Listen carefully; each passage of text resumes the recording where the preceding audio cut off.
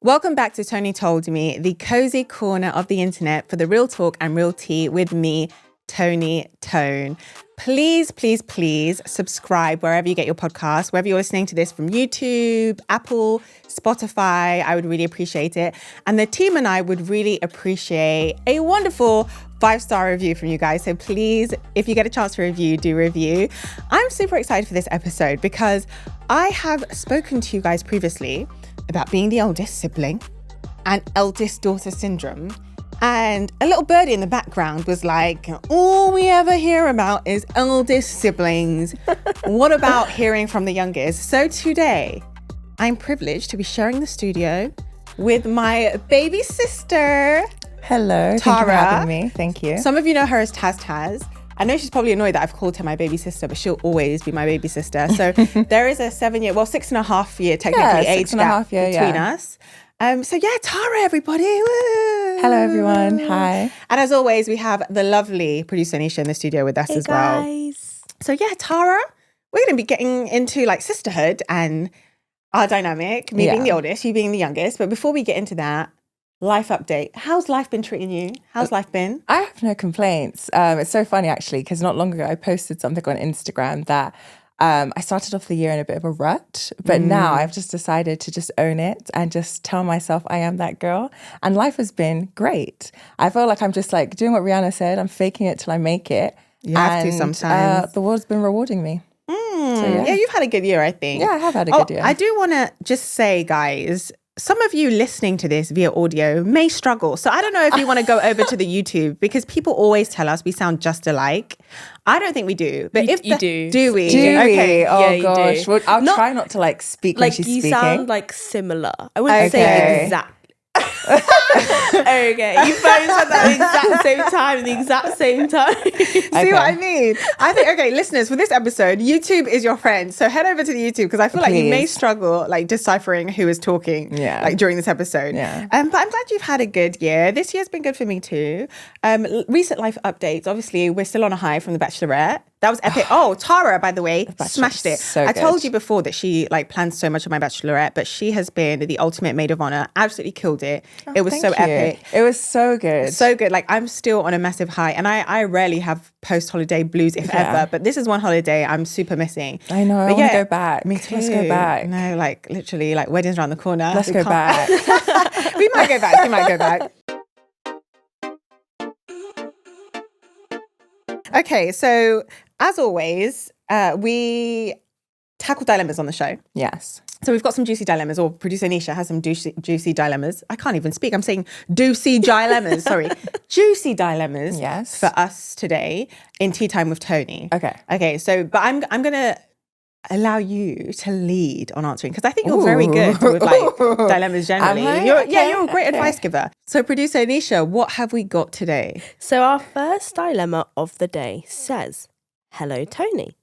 I'm the maid of honor for my best friend." Oh yeah, because you're maid of honor, Tara, I made sure they were maid of honorary vibe dilemmas, just so you know. Thank you. So I'm the maid of honor for my best friend, and she put me in charge of the reception seating chart.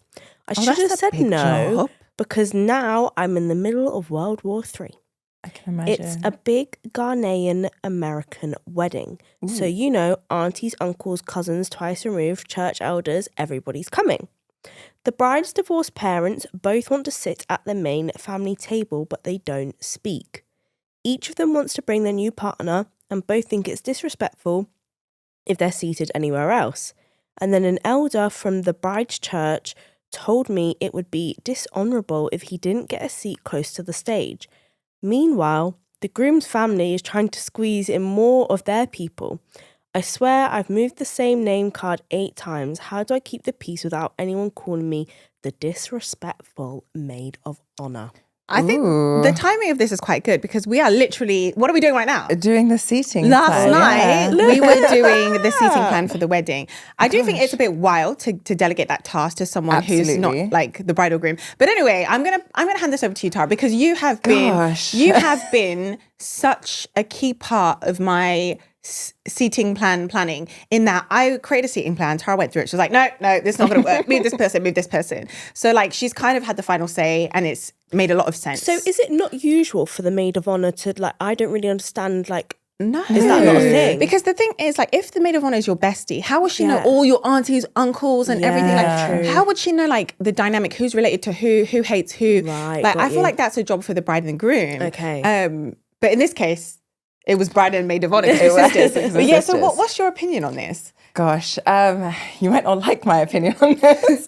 I'm quite feisty, and I think when I've been doing it with Toni, I see myself as like someone who is advocating for her. So Toni being the bride, and also because we're thinking about the people on the guest list, there's family from both sides, the bride and groom, there's friends, there's cousins, there's plus ones. Toni doesn't want to offend anyone, but as the maid of honor, I just told myself and removed myself from the situation. It was like, I need to advocate for what's best for Toni. So in regards to the parent situation, it's not their wedding. And respectfully, I think they should learn to find peace for the sake of their children. And as maid of honor, obviously you can't communicate that to your friends' parents, but you need to encourage and be there and support your friend so she can communicate that to them, that she wants peace at her wedding. She wants both her mum and her father to feel like they have a space to be in, and to feel like they can get along and just celebrate her rather than worry about their own personal kind of grievances. So yeah, definitely, I think she just needs to sit down with your friend and empower her to tell her parents that that the day is about her, and support her in that. And if they can't come to an agreement, then she can't prioritize them, really. How do you pick your mum or your dad? Like, how do you pick one parent? Yeah, you can't. It's either you put both of them on there with their spouses, or none of them on there. And put them on two separate tables. They have to just be grown-ups. Yeah, absolutely. And their partners, their new partners, should also be respecting that and also advocating for you too. So yeah. And also, sorry, but that elder at the church, this is the thing about African culture that sometimes just I find irritating. Like, you're an elder at the church and you think you have the privilege of being sat at the head table just because you're older and you're a church member. Sorry, that's it's not that simple. That's shouldn't be how it works. Yeah. I think, like Tara said, if you're advocating for the bride and the groom, it's a matter of who are closest to them. Who do they want to have the best view, right? And if it's not this elder at the church, auntie or uncle so-and-so, then so be it. But I hate how sometimes like elders will internalize that and see it as a sign of disrespect and be offended by that because they think they're so important and, oh, culturally I'm important because I play this role or I'm this age. Sorry, I agree with Tara. Like, it should be down to the bride and the groom because it's their day. It's not their parents' day or this elder's day. So I think you smashed that dilemma. I completely agree. I agree. Dilemma number 2, please, producer Nisha. So dilemma number 2 says, hey, Toni and producer Nisha. My longtime girlfriend is getting married in October and I've been made the maid of honor. And she's got this very specific vision for her bridesmaids' floor-length satin champagne-coloured dresses. The problem is, out of 6 of the bridesmaids, 3 are plus size, brackets including me, 1 is very busty and 1 wears a hijab. The dress she picked looks amazing on the model, but on us, let's just say it's not it. I gently mentioned that maybe we could do the same colour but let everyone pick a style that flatters them.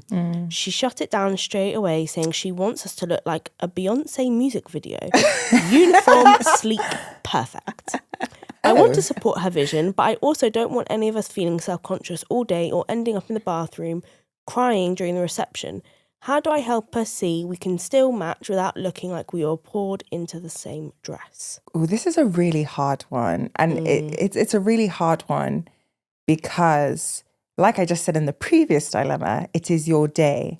But also because you've picked your friends and these group of women that you love, you should want your friends to also feel happy and confident in your wedding because they're stepping up to essentially a role. It's a big role as well, being a bridesmaid. There's so much involved. One that they didn't ask for either. Yeah, potentially, yeah. So there's so much involved in that. And you are in a spotlight And as a good friend, you should want your friends to feel confident. I agree. In what you put them in. Like, yeah, you can have your preferences. Yeah. But if you are going to say to everyone, I want you to wear this, you should consider everybody's differences and everyone's preferences as well. So that's an interesting one. I think it's so different from you. Yeah. And yeah, because my thing is this, like, one, satin is unforgiving, right? Now, if you do satin, it needs to be sewn in a particular way. So I'm not going to reveal what my bridesmaids are going to look like. But when you have satin, but you have satin with ruffles, or you have satin with corseting, or you have satin with ruching, it's a bit more forgiving. Absolutely. But you know those little like flimsy satin dresses with like spaghetti straps and it's just flowing in the wind? That can be so unforgiving on, I think, the majority of body shapes. And as someone who's quite busty myself, I am not a fan of most satin bridesmaids dresses. Yeah. Then on top of that, you want to make it champagne. Like if it's satin and it's black, okay, you know, there's just like a slimming effect. Like, you know what, it's a bit more forgiving. If it's satin and it's a dark color, maroon, like I feel like generally people are more accepting of like that kind of color. Yeah. But when you're dealing with light colors, like champagne, it's two issues because it's light and bright and unforgiving. So I understand why some of her bridesmaids are like, I don't feel comfortable in this. This does not look good on me. Absolutely. And I think, like, I have to agree with Tara, although it's your day as a bride, you don't want to be a tyrant either, right? Mm-hmm. And you want your bridesmaids to look good and feel good. And one thing I hate is when brides put their bridesmaids in like really ugly dresses, and they do it intentionally, in my opinion, because they don't want to be, they don't want to be upstage. Upstage on their day. Yes, and they put their bridesmaids in like basic ass dresses because they're not confident in their own sauce. And I just feel like that's just a weak AF, No, right? the whole team's got to eat. Yes, like, the whole team has to eat. Yeah. You want to look like a baddie, and you want your bridesmaids to look like baddies too. You want that picture to be giving.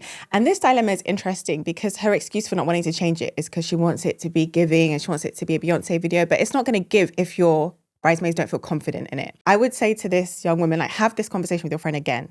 Yeah. And just say, I want to ask, like, has the bride seen these dresses on you? Because maybe if she sees everyone in these dresses, she might be like, that's very true. Actually, let's change them. It's right? very true. Because I saw you in your dress. I said, okay. I look good in that dress. I saw her in their dress. I saw my other bridesmaids in their dress. I was like, okay, booty popping. Everyone's looking cute. I picked them. So yeah, she picked them, to be fair. And I picked them based on my preferences. Yeah, I said maid of honor. Like, again, I'm not a picky bride apart from when it comes to like my makeup and food. I don't know. My hair. I don't know how I look. That's it. I said to Tara, you can pick the dresses. I give you full creative control. As long as they're cute, go for it. Tara found a dress. She was like, what do you think of this? I said, yeah, I'm cool with it. Yeah. And that's what she picked for everybody. And everyone tried it on and everyone looks sick in them. So I think that the conversation needs to be rehabbed and maybe wear the dresses or take pictures in the dresses, send them to your friend and say, look, babe, do you really think this picture is going to give with this dress looking like this? Yeah. And I actually think it's kind of cute sometimes when people have the same material in different styles. Yeah, I love the trend of having like mismatched dresses. I actually think it looks very chic. It does. And at least that way you can cater to everyone's body type. Like my biggest concern when I was picking the dresses for Toni's wedding is I'm quite busty. Yeah. And one of my best friend who's also a bridesmaid is the opposite of me. She's not busty. She's got hips. Yeah. And I was like, how am I going to find a dress that's going to complement both our body types? And I had to think that and factor that into everything I was doing. And I tried to find something that everybody loves. And also we felt comfortable enough as a group to go to Toni and also tell her our preferences. Yeah. So I feel like your friend needs an intervention. Yeah. Like maybe collect the bridesmaids and be like, sis, this isn't going to work. It's not gonna work. And I think if you do that as a group and she understands how uncomfortable you are in those dresses, maybe she will be open to changing. But don't attack her.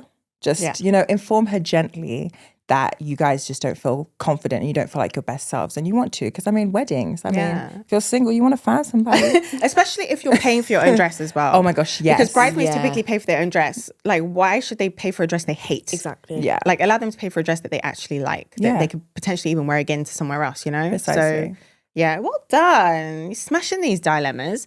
If you loved the dilemma segment and you're feeling like, I have a dilemma that I would love Toni to answer or I'd love a guest to answer, please send it over to us, Toni@ToniToldMePod.com. sisterhood.com, and we'll be happy to answer your dilemmas. Next up, we have Sisterhood Spotlight, which is actually fitting name-wise because I've got my sister here. So yeah, this is a proper Sisterhood Spotlight, this episode. So Sisterhood Spotlight, where I will be grilling Tara and talking about our life as eldest and youngest siblings and just sisterhood in general. So stay tuned. Welcome back, everybody. This is the Sisterhood Spotlight featuring my sister, Tara. So Tara is 29. I just had my birthday. 36. Oh my God, I am so grown. So yeah, there is a bit of a gap between us. I'm the eldest of 3 and my sister is the youngest. So I want to ask you today, well, first of all, welcome. You're looking gorgeous as always, Taz. Thank you, Toni. Thank you. For the people who obviously don't know us personally, if you had to describe our relationship or our dynamic as sisters in 3 words, which 3 words would you pick? 3 words. I would say we are very playful. I agree. We're definitely best friends. I think that's undeniable, and you can see that. Second word, I think fiery. We don't actually argue that much, but we're very passionate people. Our whole family is passionate. We have big personalities. Yeah. And sometimes that doesn't work so well. Sometimes it's great. Sometimes it doesn't work so well. Yeah. My final word, I would say we have a really deep relationship. Yeah, we do. Or I think it's quite mature. Even though there is a 7-year age gap, we speak about absolutely everything in great detail. And sometimes it's like Toni's my therapist, I'm her therapist. Accurate. We really, we really dive deep into our lives and our thoughts and problems, and we support each other through that. So, I co-sign those 3 words. I think they're good choices. Yeah. So on the show previously, we talked about Eldest Daughter Syndrome. Well, I talked about it. Do you think, not necessarily youngest daughter, but do you think youngest child syndrome is a thing? Absolutely. Really? Absolutely. Okay, so I want to ask you, because obviously I have no experience as the youngest. Yeah. And I've talked about some of the struggles linked to being the eldest. Yeah. Being the youngest, does it come with struggles? I already know the answer to this because you always be complaining, but being the youngest, does it come with struggles? And if so, what are some of those struggles? Yeah, it does come with struggles. I wouldn't say it comes with as many struggles as maybe being the oldest. And I can't speak for Tommy, but I would say my struggles are really unique. I think usually when people say youngest child syndrome, it's, you're quite spoiled, or that's what our parents didn't raise you the same way they raised us. Da, da, da, da. But with me, I think I have a very unique set of struggles. I do think there were some differences in how we were raised, but it wasn't that I was spoiled. I just think because there is the age gap, Toni and my brother played a huge part in also raising me, which changed that dynamic slightly. But for me, and this is very personal, I have very successful older siblings. Like when I look at Toni, I look at Tommy, and now my brother's wife and soon to be Toni's husband, Tyler, everyone is extremely successful. And yeah, that is a wonderful thing.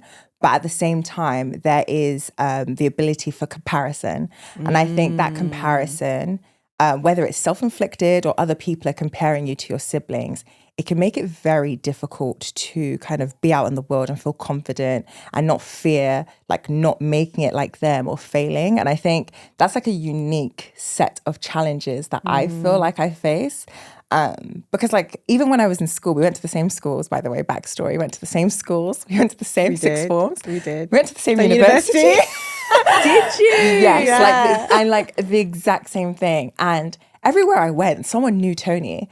And it would be like, oh, we loved Toni. She was so great. She was this great student. And I'm like, oh my gosh, big shoes to fill. And then even just navigating through life, it's like, oh my gosh, we love Toni because she did this. And it's like, oh gosh. And it's obviously, I'm so happy because it's I'm so proud to be Toni's little sister. She is the big sister of the internet, but it's a privilege to be her real little sister. And I benefit from all of this. But at the same time, I'm like, gosh, what will mummy and daddy think? Will I be a failure to the family? So that's a very unique struggle, I think, that I have faced. And I've gotten so much better. When I was younger, I couldn't help but compare myself to my siblings. And it was really, really hard. And my parents didn't obviously intentionally compare me to them. But if one of us got an A and one of us got a B, they would be like, Yeah. why did this happen? And just based on the fact that I'm the youngest, I'm always going to have to be trying to like keep up with them and catch up with them. So that's one thing. And then I think another thing, and this is probably what Toni was thinking, and something I complain about a lot, is you feel like you don't have as much of a voice. And in our family, I'm really thankful that actually we are quite a democracy. Like we can all speak. Like when we have family discussions, we're all heard. We're all allowed to like very kind of confidently say what we're having issues with. But when you're in a room with, there's 5 of us, when you're in a room with 4 other people and there is a 7-year age gap and they have memory of you when you were a 12-year-old, an 11-year-old, a 7-year-old, and I'm the baby. Now that I'm an adult, when I have things to say and I want to speak my mind and I'm making points, sometimes I feel like I'm not heard. And it's not because they don't respect me. I think it's just very hard to not see me as the baby of the family. And I think that's like a massive thing that I've struggled with, and I'm still struggling with it to this day. Literally the other day. To this day, I'm still struggling with that. But I like have to always remind everyone, like I'm 29. I have a corporate job. I live my own life. I've had relationships. Like I have the life experience now. But it's so hard for them to see me as an adult because they're so used to seeing me as the baby. Well, you say that, but out of all the family members, not to toot my own horn, because I think the answer is going to be me, that's why I'm asking you, who sees you like a baby the least? You. Lovely. You did. Toni really is the person that champions me at home. She'll always be my baby, don't get me wrong, because like she's down to 30 years old, but to me she's like my baby sister. But I guess where we have such a close bond and she has voiced that like, look, I feel frustrated. I feel like people don't give me the same respect. They don't listen to me. They don't, they compare me. I'm like, okay, no. I have to step in. And it's like my sister's keeper kind of thing. For me, it's like, okay, she's my little sister and I want her to feel happy. I want her to feel comfortable. So sometimes I'll be checking people in my own family as well. I'm like, Tara speaking. Oh, no, you interrupted Tara. Tara said this. Because I'm like, I don't want her to feel that way. Yeah. But I can see how like youngest sibling is almost like the flip side of eldest sibling. Because on one hand, being the eldest, you feel like you have so much responsibility thrust upon you and these expectations that you have to fill. But then being the youngest, you feel like no one wants to give you responsibility because people don't see you as an adult. And then people also comparing you to someone else. Yeah. And neither is easy. And what I gather from this is that the person who just seems to be living life is our brother. Right? See that middle child spot? I want that. That middle child spot. People say they hate it though, but you know why it's great for him? They just disappear. Because he's the only boy. They just kind of disappear. No, like I just think it's a thing. Because it's the middle. Oh, you want to disappear? You go unnoticed. Like you can just do things. Not everyone. A lot of middle children don't like that though. All middle children hate that. See, we all have some sort of weird complex. We all want something that we don't have. And really we should be content with where we are. But it's just so hard. I blame the parents.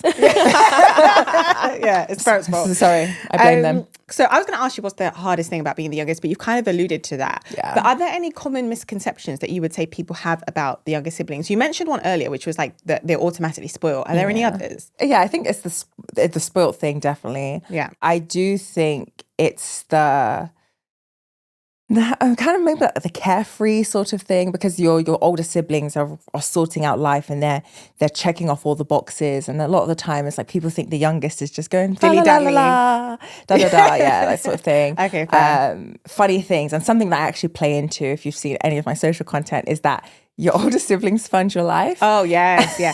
Tara loves it. You know what? People think I have so much money, and I always blame Tara. I say, you feed into that as well.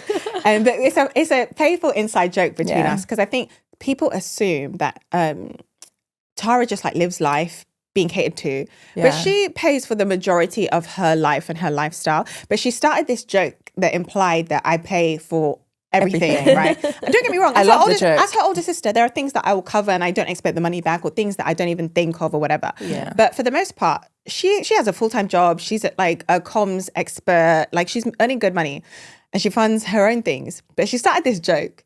Then it kind of propelled. Then she fed it by doing another video implying it. And then she'll post implying it. And then like it's an inside joke between us, and I kind of feed into it as well. But I think, that's another misconception. That if you're the young and you just have no money and you're siblings just like fund your whole life. But Absolutely. yeah, no, she gets her own, which is good. Yeah, I wish you funded it, but Yeah, oh no. If she had it her way, I would pay for way more than I paid for, right? So you obviously mentioned the comparison thing. And we've had like deep conversations about that.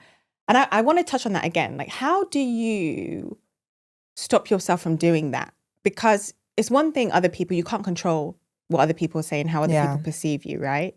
Especially having older siblings who are in the public eye. But you have mentioned that you do a better job of like not comparing yourself. What's changed? Like, why are you better at not doing that now? I think it's a confidence piece. Okay. I think to go back to like where all of it came from. I grew up a little bit insecure. Like I've always been someone who's been externally very confident, and I think no one would call me a shy person. No one would. But I grew up with a lot of insecurities, and a lot of those insecurities came from comparison. And I'm so sorry. They came from comparison of Toni because Toni, there was a 7-year age gap, and when I was 14, 10, I was 21. Yeah, when she was 14, I was 21. So like, I'm like seeing Toni and me seeing this beautiful person, and everyone's telling me how beautiful my sister is and how wonderful my sister is, and not getting, I guess, at that time, recognition, which sounds so silly now, but no, not. But that's a fair. Yeah, like I felt really. I felt overlooked. Like, I felt like the least attractive sister. I felt like the less hardworking sister. And it was amplified because I did experience a bit of bullying growing up. So I was so deeply insecure, and I focused so much of my time and energy in trying to be better, but it wasn't in a healthy way. I think I constantly told myself, like, I need to do whatever I can to look like Toni. I need to do whatever I can to get the grades that Toni gets, to get everyone to see me in the same way that they see Toni. And that was a really, I think, really, really unhealthy thing. And also, I think it also changed my dynamic with you. As much like where I should be seeing you as this really positive light and inspiration, I think it could easily create jealousy. And then when I noticed that I was experiencing sort of jealousy and a little bit maybe of resentment, if I'm going to be honest, towards you, because I was like, how come life is so great for Toni and she's so pretty and she's so great and she's popular and everyone loves her? I realized that like that's not what I want. And it took a lot of conversations with you. Just a lot of general just self-work and just thinking a bit more about what I want in this life and how I see my dream life. And my dream life is definitely not hating my sister. My dream life is definitely not competing with my sister. And I told myself that like you're comparing her, and obviously they say comparison is the thief of joy, but you're comparing her because you want the same as her, but really your journey is different. And I think once I told myself that my journey is going to be different from Toni's, and that I should look into the things that make me unique and special, and not sound cliche, but like the things that I love about myself are different things to what I love about Toni.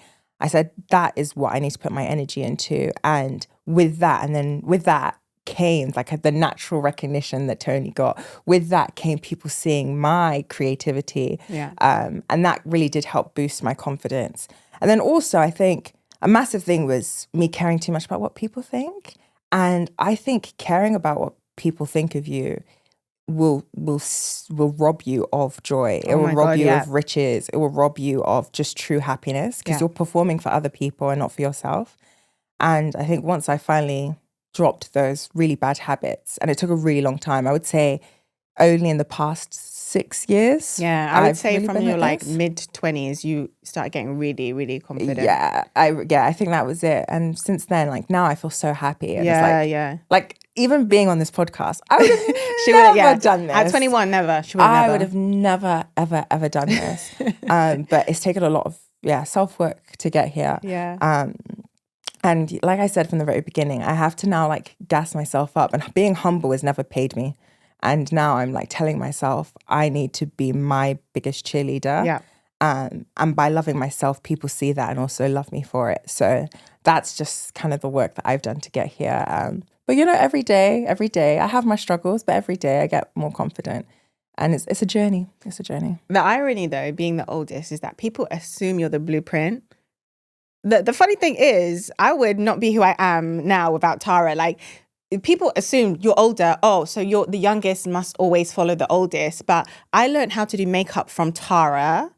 Like when it comes to fashion and improving my fashion sense from Tara, there is so much that I've picked up from Tara, but people would never know that because they just assume the youngest follows in the footsteps of the oldest. But even I've said to Tara, when she's had conversations with me, I'm like, you need to believe in your source more, because there's so many times that I've looked at you for guidance, or I've looked to you for inspo.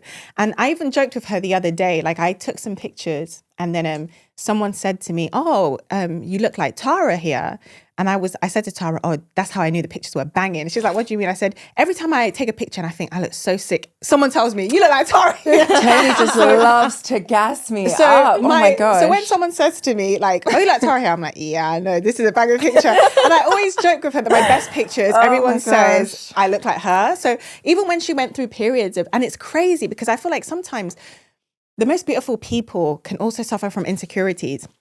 And Tara growing up, it's mad to think about it now, but there were times where like people would pick on her for the very things that they love about her now, like her height being one of them. Like now people see her, she's 6 foot, they're like, oh, glamour's on, oh my God, you look like a model. She walks into a room, she steals the show, like all the attention goes on her. But when she was younger, she would be ridiculed for it. So there are things that like will make someone glow or make someone shine that they might not necessarily like growing up, but it's the very thing that I feel like sometimes people are envious of, and that is actually why they make you feel less than for possessing those things, because they see you and they're like, I want to look like that, I want to shine like that, I want to be like that, I don't have that, let me find a way to make this person feel less than because I'm kind of jealous of them. And I feel like she experienced that when she was younger and it affected her. But now, I mean, she's in a great space now. Like she's super confident now. But there have been so many times where I'm like, girl, like you need to get in front of a mirror. Like even just DMs, the amount of men in my DMs, please, men, stop harassing me. She does not want you guys. I mean, she's single, but she does not want you guys. Okay, stop harassing me. Every day is your sister single. Every single day. But yeah, no, the comparison thing, like that was a big thing for us. And but what I appreciate so much, and I know that we have, and I think you saying deep in the beginning when I asked you for 3 words, that was a good choice of words, because for sisters, I think to even have an open conversation about that. I remember many years ago, we had this conversation and Tara laid everything on the table and she was like, look, growing up, people compare me to you. And there was a moment in my life where I felt like I resented you for it, but then I got over it, but I'm still trying. Like, and I had to speak to her about like, actually, you know what? You're like, these feelings are valid. You're allowed to feel this way. Don't feel bad for feeling this way. And I understand why it may have made you feel down, because there's no one that is like older than me for people to compare me to, either externally or within the family. So I understand why that might be frustrating. So yeah, we had a really deep, open conversation, and I feel like it really brought us closer. Are your eyes watering? Yeah. Oh, Tara, I love you so much. I feel like you guys. I said I wasn't going to cry in this episode. Every time I have a guest, happen. I knew it. Oh my gosh. Tara, look what you're doing. We're not supposed to be crying on this episode. Guys, I actually just love my sister so much. Oh, I love Can you I just so say much though too. how lovely it is that you had that conversation, because so many siblings Yeah. will never have that conversation, and then that resentment or whatever feelings they have are just going to grow, and then they're not going to have a lovely relationship like you guys have. Yeah, it's true. You're so right. And so many people say to us like, how are you and your sister so close? And I think our closeness isn't just through like shared experiences and having fun together. It's also through like sharing our vulnerabilities and also like having really, really deep, meaningful conversations in times of conflict. Because when your sisters, a sister is a built-in best friend. I love to say that, but don't get it twisted. You can still butt heads or not see eye to eye or disagree or whatever. Yeah. But it's about how you deal with that. Like it can either make your relationship or break your relationship. And I think like every time we've had a difficult time, it's just made us so much stronger. Yeah. But I do want to ask you another thing, because this is something she gets onto me for. And I feel like she's going to say this when I ask her.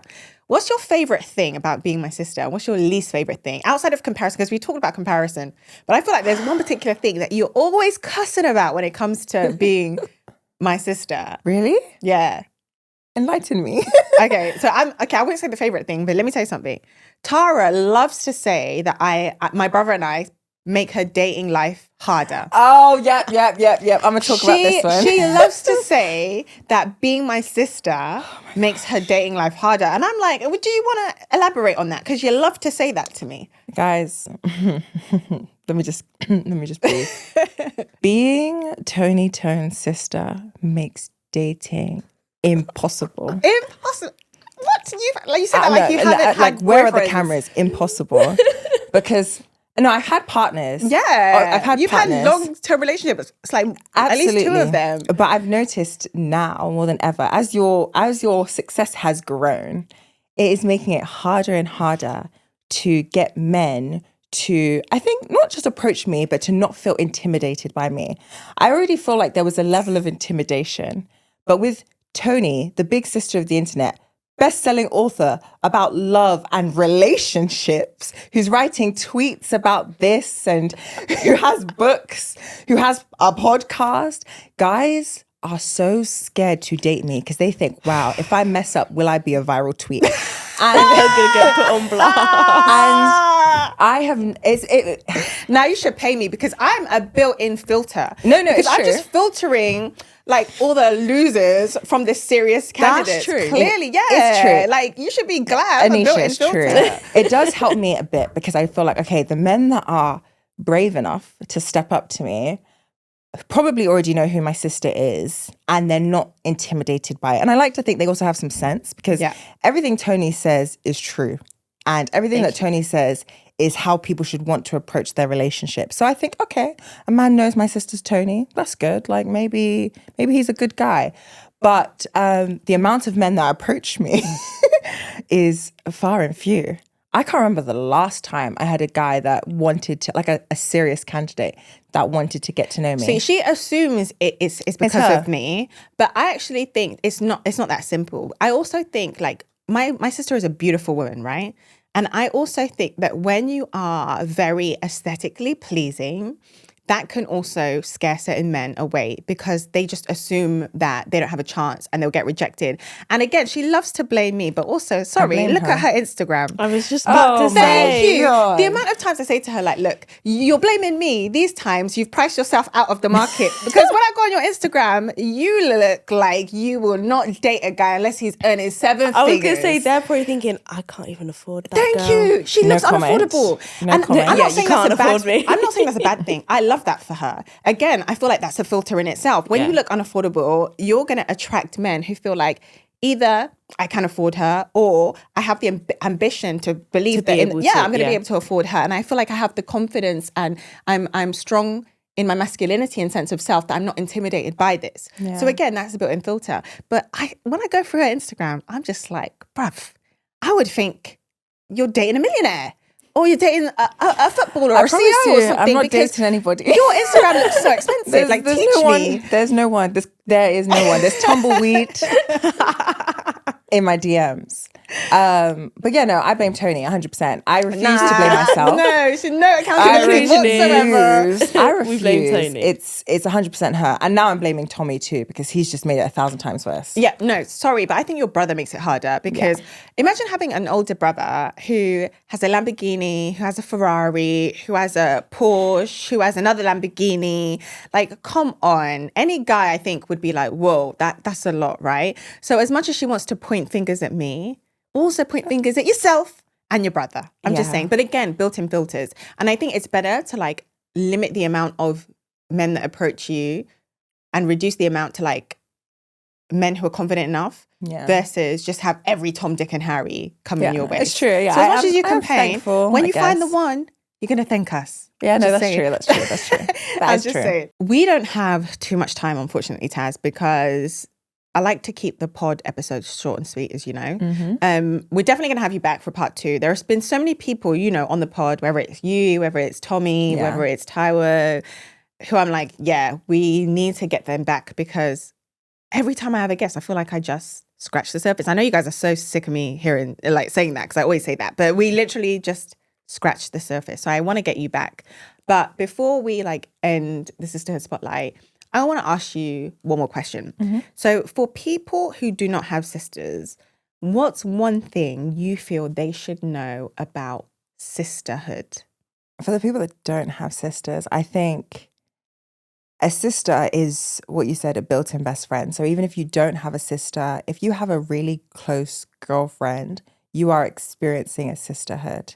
The only difference is that we live with each other. And we share genetic code. We share genetic code. But If scientists looked at our corpse, they would know we're related. Yes, our that's bones, about it. rather. That's very morbid, but you know what I mean? If they looked at our skeleton, they would know we are related. We're related.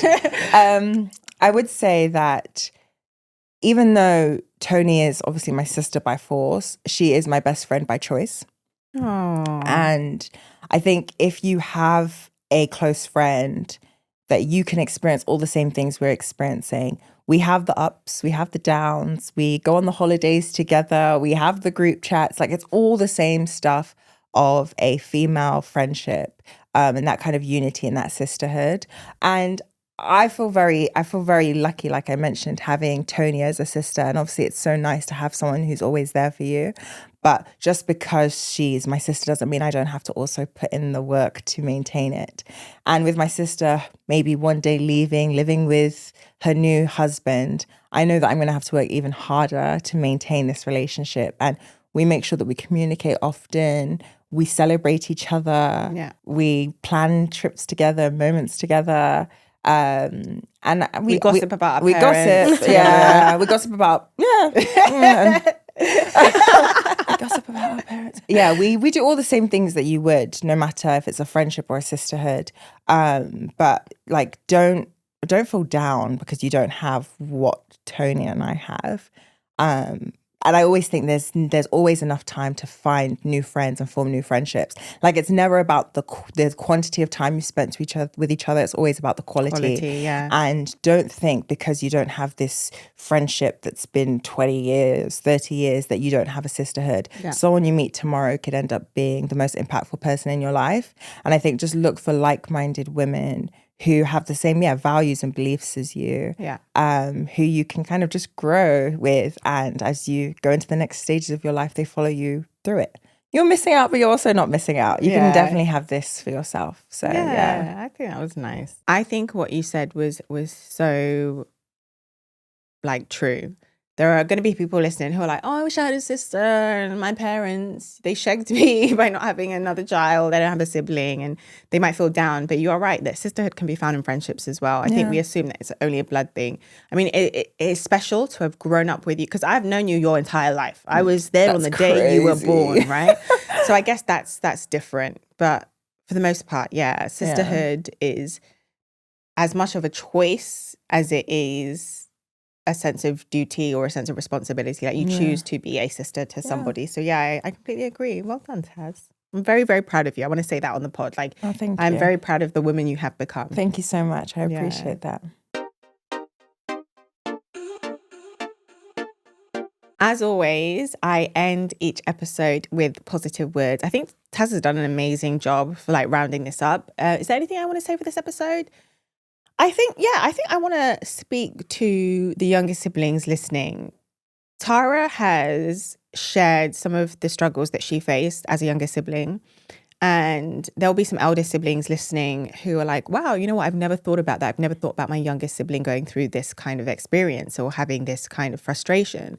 I think it's really important for you guys to come together, for the youngest to communicate how they feel, because that's one thing Tara did that really transformed our relationship for the better. And for the eldest to try and see things from the youngest point of view and from a different perspective. And maybe being an elder sibling, you are feeding into behaviors that aren't positive or helpful. Like, are you listening to your sibling enough? Are you respecting their opinion enough? Are you advocating for them enough? I think it's worthwhile to query that and to sit down with each other and have those hard conversations and share those like bitter truths.